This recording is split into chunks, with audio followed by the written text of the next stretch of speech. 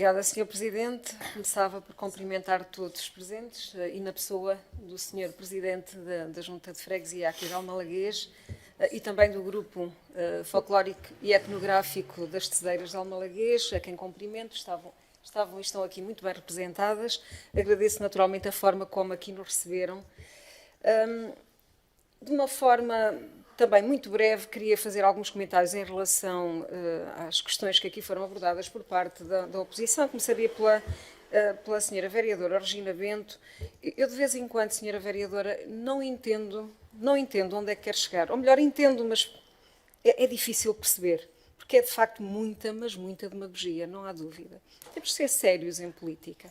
A senhora, tão bem quanto eu, porque esteve cá, esteve no poder durante 4 anos, sabe perfeitamente o que é uma obra na via pública. Portanto, continuar a bater da forma como bate, dizer que o caos está caótico, ou melhor, o trânsito está caótico, que as obras não estão coordenadas, devia ter vergonha, senhora vereadora, porque sabe perfeitamente que não são assuntos fáceis. Mas mais, eu vou aqui desafiá-la e convidá-la a estar numa reunião de coordenação. Eu tenho todo o gosto que venha para perceber a complexidade da situação, porque uma coisa eu tenho a certeza absoluta. Aliás, isto não são palavras minhas, são palavras das Infraestruturas de Portugal. Se vocês estivessem no poder, as obras nunca se fariam. Não iriam demorar até 2025, iriam demorar até 2030, se algum dia elas seriam concluíveis. Portanto, não eram praticáveis convosco, porque convém dizer aquilo que me transmitem, é que esperavam 2 anos por uma reunião. Agora basta ligarem e têm a resolução no momento. Eu ajudo nas resoluções, os serviços técnicos estão sempre afincados na resolução dos problemas. Portanto, isso é pura demagogia. Não consigo ter outro termo. Mas eu já irei falar novamente nas obras, porque eu explico as vezes que forem necessárias, devagarinho, até perceberem o porquê que as obras não andam, se calhar, como gostariam que todos andassem. Todos nós gostaríamos de fazer assim, de um dia para a noite, as obras acabavam. Mas são obras complexas. Mas eu vou explicar novamente porquê, porque devagar as coisas vão entrando. Relativamente ao SMTUC, a senhora vereadora, mais uma vez, está por pura demagogia. É preciso relembrá-la do estado podre em que deixou a frota? Enfim, isto é uma realidade, toda a gente o sabe, está escrito, está em relatórios, o estado em que apanhamos a frota. Portanto, os 22 autocarros novos que foram injetados no SMTUC são ainda claramente insuficientes para fazer face à falta de investimento que tiveram nos últimos mandatos. Portanto, vou relembrá-la, porque talvez esteja com problemas de memória, de que só compraram autocarros velhos. Nós compramos 8, mas foi uma ação imediata. Não é verdade. Sei que foram muito poucos, foram 9 autocarros elétricos que adquiriram em 8 anos. Portanto, é preciso ter consciência de que só agravaram, como eu já disse várias vezes, a idade média da frota. Ela estava a atender, não era para podre, era completamente a cair de podre. Portanto, já não é uma tendência, era uma realidade. E, portanto, continuarem a criticar o SMTUC. É óbvio que as coisas, quando caem, depois para voltarem ao seu estado normal, a curva do crescimento é muito mais lenta para atingir. Não é só ao nível da procura, é ao nível de tudo. Portanto, só com grandes valores de investimento que não temos. O que está a ser feito, o que é possível, mas obviamente que vamos, durante ainda muitos anos, sofrer com as consequências da falta de investimento que houve no SMTUC durante décadas. Esta aqui é a realidade e tem que ser dita.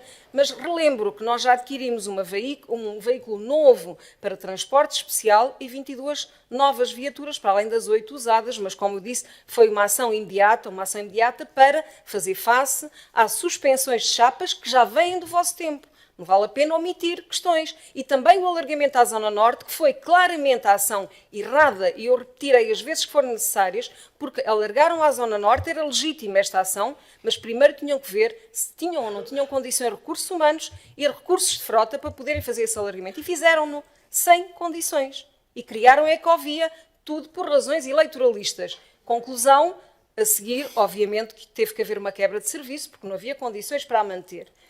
Em relação à acessibilidade ao ZUC, eu vou ter que lhe dar uma informação que se calhar não sabe, senhora vereadora, mas houve alterações às acessibilidades ao ZUC, porque quando nós assumimos o arranque da obra do sistema de mobilidade de Mondego, no que respeita à linha do hospital, apanhamos uma situação que é o ZUC a dizerem não, porque isto é caótico, isto só vai piorar e, portanto, não permitimos a obra.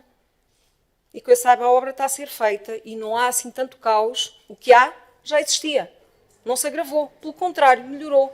Melhorou porque o que foi feito foram alterações de sentidos dentro do complexo, foram alteradas as condições de estacionamento e a principal entrada passou a ser do lado norte, com melhorias evidentes. Aliás, o anterior Conselho de Administração fez questão de o dizer publicamente várias vezes e agradecer as sugestões que nós demos, porque facilitaram e melhoraram substancialmente a fluidez dentro do ZUC. Portanto, não vale a pena estar a dizer que não melhoramos. Melhoramos o que é possível.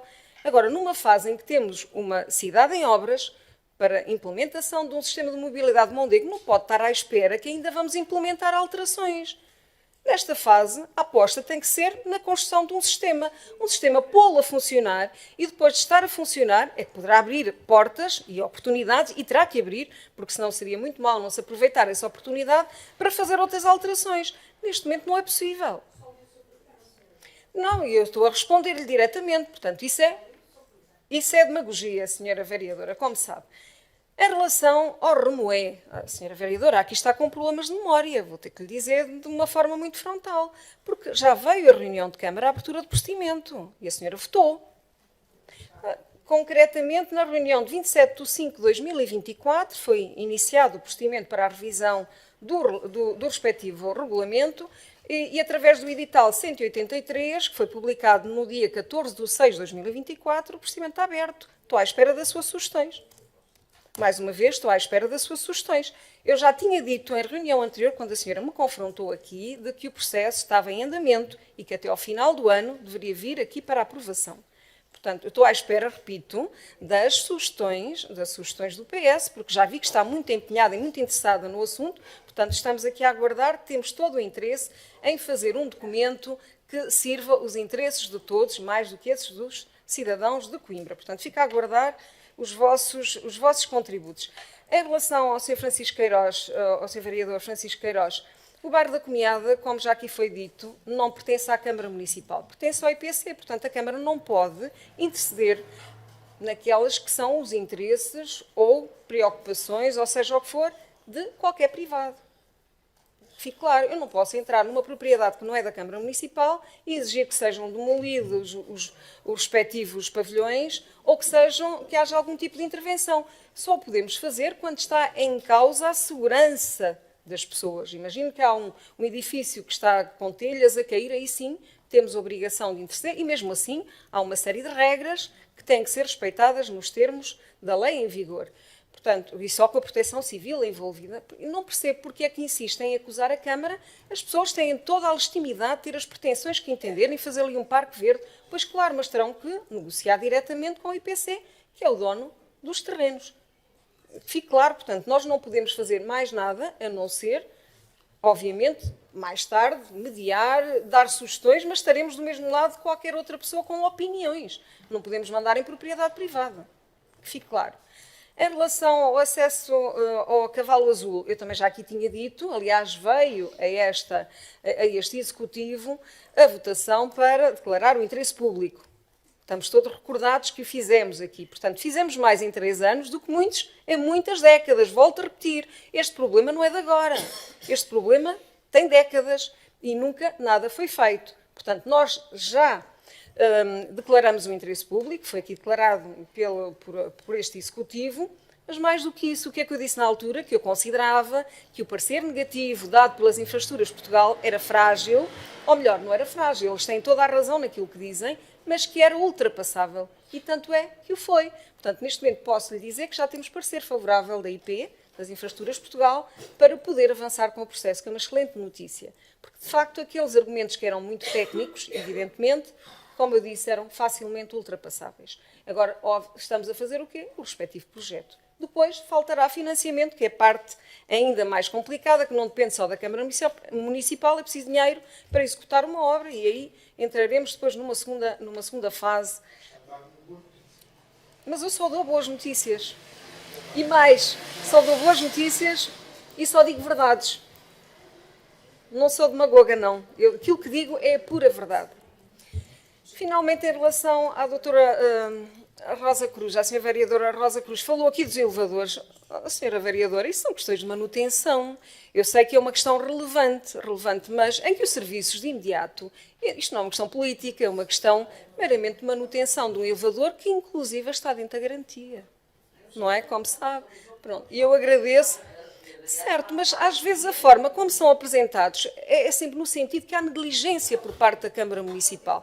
Aí não podemos esquecer que a acessibilidade depende, é óbvio que todos nós temos consciência disso. É uma pura questão de manutenção de um elevador que ainda está dentro da garantia. Portanto, obviamente que os serviços, assim que foram alertados para a situação, avisaram e estão, como eu digo, não é uma questão que compete a um vereador, aliás, estes assuntos nem vêm ao nosso conhecimento porque é pura manutenção. Pronto. Mas só estou a dizer, porque por vezes as avarias não são resolúveis num só dia, depende do tipo de avarias. Mas repito, está dentro da garantia, isso não é uma questão, diria... Depende da forma como é posta, Sra. Vereadora, e a senhora sabe isso tão bem quanto eu. E agora, Sr. Presidente, se me permitir, vou então fazer a minha apresentação, nem de propósito, para explicar porque é que as obras são complexas. Hoje vou, efetivamente, aqui dedicar-me ao andamento das obras do Sistema de Mobilidade de Mondego e explicar o porquê delas não andarem tão rápido quanto todos nós desejaríamos. Porque nós também desejamos. Nós também sofremos na pele, obviamente, os atrasos ao nível do trânsito. O que importa saber é se vale a pena esperar. Isso é o exercício que temos que fazer. Vale ou não vale a pena esperar? Este empreendimento envolve 14 empreitadas ativas no investimento de mais de 170 milhões de euros que se desenvolvem ao longo de 42 quilómetros entre os municípios de Coimbra, Miranda do Corvo e Lousã. A coordenação geral de todas estas empreitadas exige um esforço extraordinário, desde logo pelas inúmeras entidades envolvidas, agravadas pelas muitas dificuldades e imprevisibilidades diárias enfrentadas. Como é sabido, está a ser criado um canal próprio para a circulação do Metrobus, em via dedicada, com prioridade nos cruzamentos.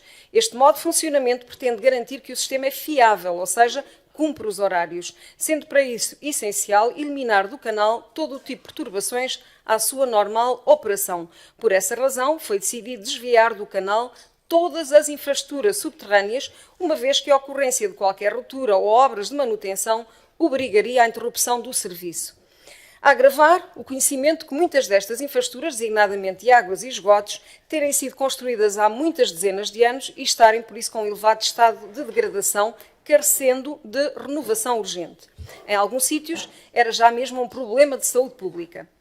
Esta necessidade justificou o lançamento da empreitada assente na figura de agrupamento de entidades adjudicantes, de forma a envolver na mesma empreitada trabalhos sob a responsabilidade de diferentes entidades, nomeadamente da IP, que é responsável pela preparação do canal, as Águas de Coimbra com a rede de saneamento básico e de redistribuição de água em baixa e as Águas do Centro Litoral, responsável pelos emissários e abastecimento de água em alta. Os desvios destas condutas, que chegam a atingir diâmetros de 1,5 metros, obriga a abertura de valas profundas que atingem em alguns sítios 6 metros de profundidade e obrigam a obras, inclusive a de entivação, em espaços já muito saturados de infraestruturas diversas, como é o caso do gás, telecomunicações, eletricidade, telemática, etc., muitas delas não cadastradas. Não podemos falar pelo passado. Esta falta de cadastro é que tem estado na base de muitos atrasos.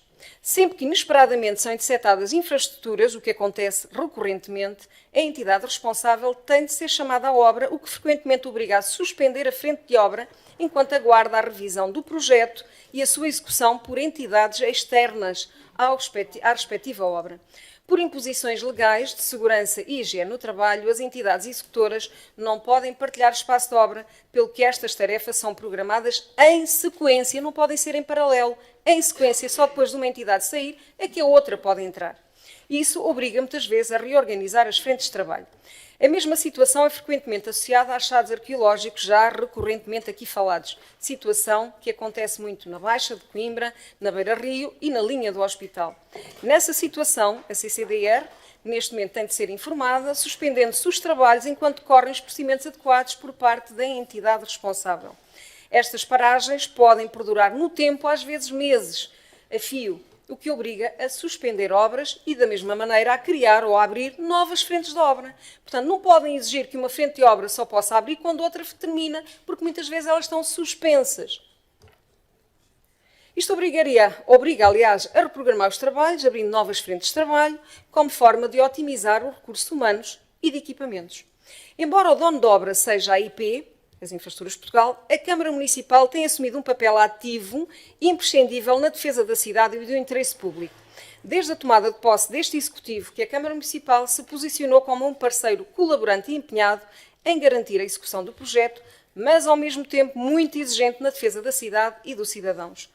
A elaboração dos planos de sinalização temporária, incluindo as propostas de condicionamento ao trânsito, é uma responsabilidade do empreiteiro, os quais são posteriormente validados pelo dono de obra, ou seja, Infraestruturas de Portugal. À Câmara Municipal, enquanto gestora do espaço público urbano, apenas compete avaliar o seu impacto ao nível da rede local, do trânsito, e aprovar ou não essas condicionantes. Na maioria das vezes, a Câmara Municipal impõe alterações, seja aos condicionamentos impostos em termos de circuito de circulação, seja ao programa temporal para a sua implantação ou implementação, procurando sempre minimizar impactos no funcionamento da rede e nos cidadãos. Frequentemente, tais alterações têm impactos no cronograma de execução, o que em situações específicas pode justificar o pagamento de indemnizações ao empreiteiro e o arrastar do prazo de conclusão da obra. Por isso, importa ter consciência de que não é possível fazer obras na via pública e com este nível de complexidade sem impor perturbações ao trânsito e à normal vida cotidiana dos cidadãos dos conibricenses. Situação que também, naturalmente, sentimos, também somos cidadãos e lamentamos. Estamos a fazer tudo o que é possível para construir uma cidade mais moderna, mais inovadora, mais confortável, mais atrativa, mais sustentável, ou seja, a cidade com que todos sonhamos e mais do que isso merecemos. Estamos a dotar Coimbra das infraestruturas que nos permitam a nós, mas também às gerações vindouras, de ter uma melhor qualidade de vida, Sr. Vereador, na cidade que escolhemos para viver. É isto que nos move.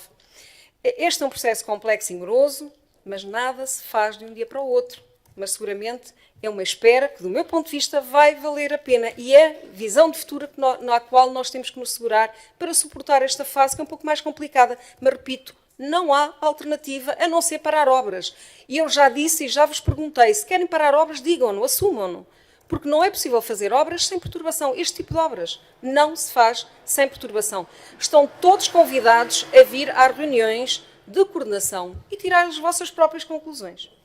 Uma segunda nota, Sr. Presidente, para dizer que celebrou no passado dia 15 de outubro o Dia Mundial da Bengala Branca. Esta é uma data importante para consciencializar a sociedade sobre os direitos e as necessidades específicas das pessoas cegas e de visão reduzida. Este dia serve para destacar a importância da inclusão e da acessibilidade, bem como para sensibilizar a sociedade sobre o papel da bengala branca na vida das pessoas. A Câmara Municipal associou-se à Metro Mondego e à CAP numa sessão muito participada e que serviu para esclarecer os interessados sobre as características do sistema de mobilidade do Mondego, das condições gerais das paragens e do próprio veículo. A sessão terminou com uma visita ao sistema, tendo sido dada a oportunidade aos participantes para circularem no canal, dentro do futuro Metrobus, e avaliarem em loco as condições de acesso e de funcionamento do sistema.